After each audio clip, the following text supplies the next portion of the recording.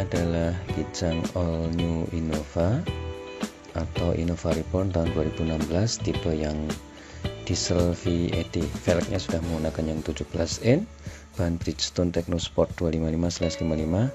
Ini aslinya velg Camry yang 17 in ya, karena velg aslinya yang 16 in sudah saya pasang di Innova generasi sebelumnya tahun 2011, diesel juga yang AT. Nah ini velg aslinya seperti yang ada di bawah. Aslinya 15 in Kijang Innova. Ini salah satu dari 3 produk Toyota yang menggunakan chassis rangka tangga atau ladder frame ya. Nah ini seperti yang digunakan pada Toyota Hilux maupun Toyota Fortuner, dan merek lainnya seperti Mitsubishi Pajero, Isuzu D-Max, dan Chevrolet Trailblazer. Keunggulan mobil menggunakan chassis ini adalah bisa meredam guncangan di jalan yang berlubang atau semi off-road, ataupun nyaman dikendarai di jalan yang rata di perkotaan.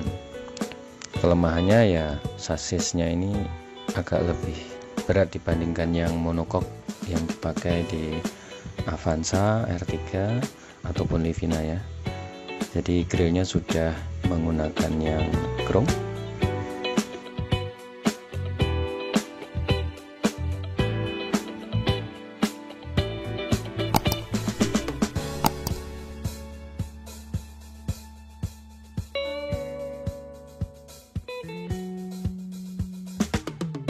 Nah ini untuk yang di bagian belakang, itu ada logo Toyota dan 24V tipenya. Ini mesinnya menggunakan yang 2400 cc ya. Nah tampak depan ini lampu sen sudah dipindahkan ke bawah di samping fog lampnya. Kunci model lipat, ada tombolnya. Nah sekarang kita lihat bagian interior. Sebelumnya di bagian spion ini sudah ada lampu sen juga. Di bagian bawah ada lampu kecil pada saat membuka pintu dengan menggunakan alarm ya.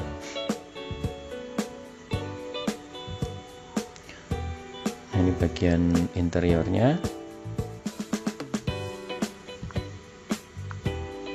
Kilometernya masih 59 ribuan, hampir 60.000 km. Bagian pintunya menggunakan hard plastik. Ini sudah diganti dengan yang MBTEC. Kemudian untuk pengaturan power window dan electric mirror.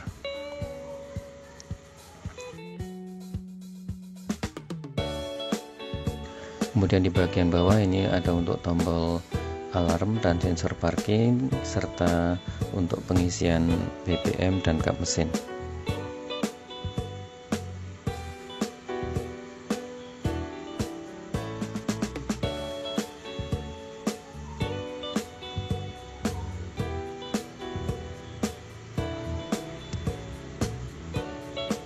Di bagian kemudi ini sudah ada untuk audio control dan MID control di sisi kanannya.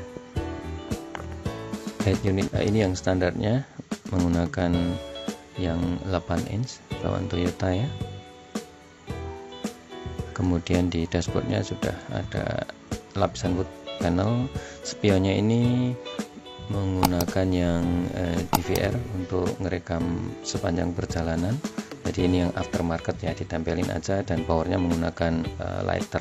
Ini untuk sun visornya sudah ada vanity mirror dan lampu, jadi saat digeser nanti menyala lampunya.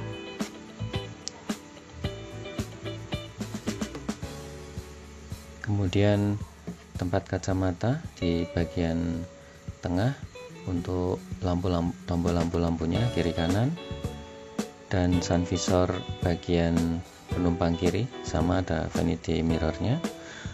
Lalu ada konsol box atas dan bawah di bagian penumpang.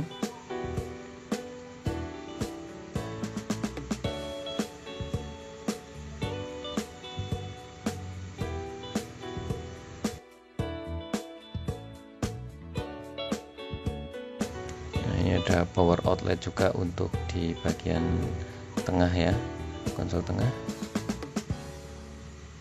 Ini tipe tadi sudah disampaikan VAT, jadi tipe Matic yang V. Ini handremnya pakai yang tangan, joknya sudah di retrim menggunakan MPTEK. Kemudian ada hand grip di bagian penumpang. Kemudian di tengah atas ini ada untuk lampu ambient light.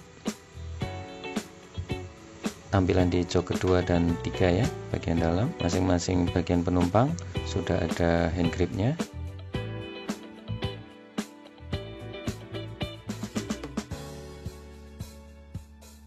Tapi di bagian kemudi seperti biasa bisa ditambahkan sendiri.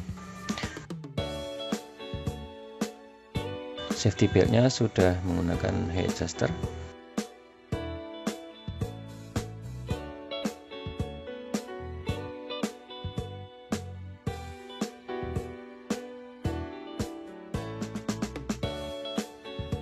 Sekarang kita nyalakan bagian audionya.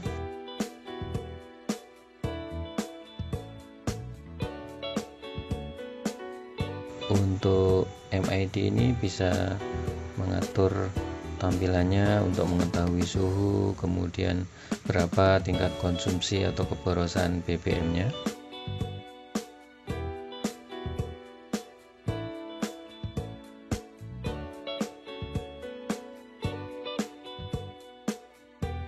Kecepatan maksimal ini 200 km per jam di speedometernya ya.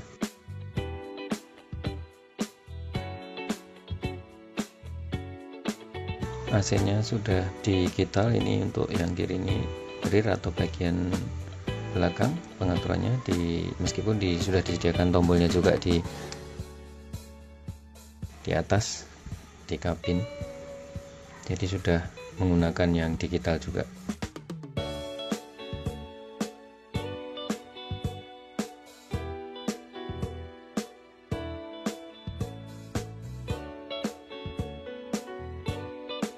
Di seri V ini sudah ada mode power mode ataupun eco mode ya. Jadi kalau mau jalan santai hemat bisa hidupkan eco mode, maka di dashboard akan muncul keterangan eco. Kalau mau power mode juga dipencet itu aja. Pada saat dihidupkan power mode, tarikan mobil ini akan menjadi lebih galak ya. Tentu saja akan lebih boros dibandingkan dengan eco mode.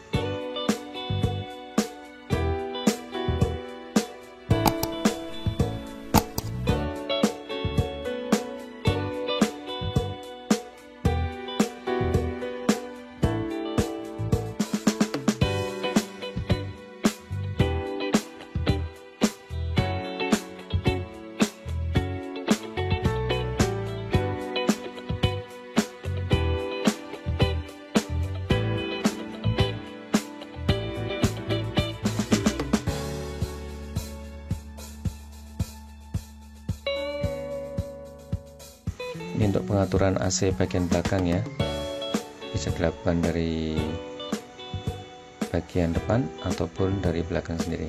Nah ini untuk pengaturan AC yang sisi kanan ya, pengaturan AC di bagian depan. Nah, sekarang kita lihat di bagian jok tengah penumpang juga ada, di bagian pintu ada child lock untuk pengaman anak, jadi dari dalam tidak bisa dibuka oleh anak, hanya bisa dibuka melalui pintu luar. Pintu bagian baris kedua juga ada speaker, ada tempat botol. Kursi kedua ini juga sangat lega, ada 3 headrest. Tampilan kabinnya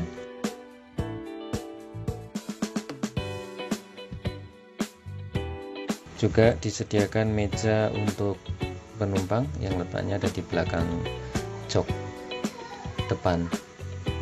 Ditarik ini untuk membuka, jangan lupa untuk menutup nanti dipencet bagian tengahnya ya, baru ditekan ke bawah, itu untuk melipatnya.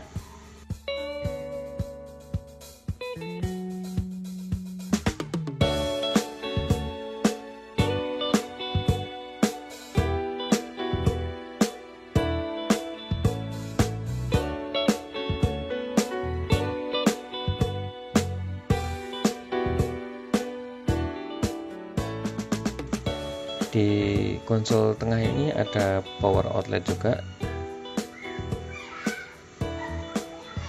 jadi bisa untuk ngecas handphone. Bisa juga dipasang inverter kalau Anda mau charge notebook atau laptop. Nah, ini ada slot untuk menaruh barang kecil ataupun handphone.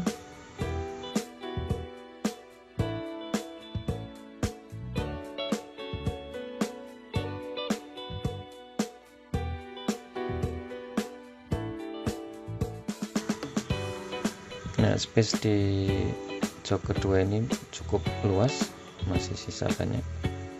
Baris kedua ini juga ditambahkan armrestnya. Di bagian tengahnya ada tempat minum yang bisa dimasukkan ataupun dikeluarkan, jadi praktis ya.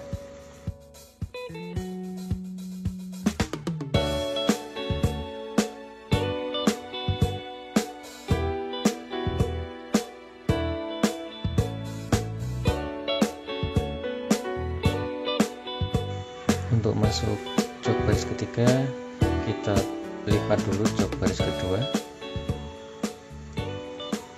juga sama seperti jok kedua, baris kedua. Ini ada 3 headrestnya untuk 3 penumpang ya. Jadi total ada 3 penumpang bagian belakang, 3 penumpang bagian tengah, 2 di bagian depan. Ada 8 penumpang atau 8 seater. Ada konsol box terbuka untuk botol minum. Di bagian belakang juga sama, ada untuk AC penumpang baris ketiga.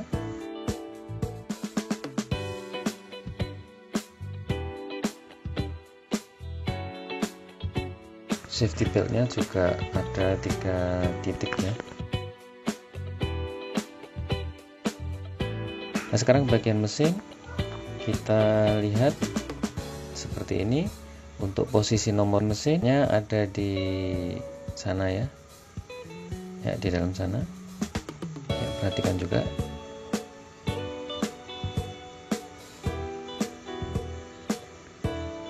Untuk nomor rangka ada di sasis depan dekat ban bagian kiri, itu untuk nomor rangkanya.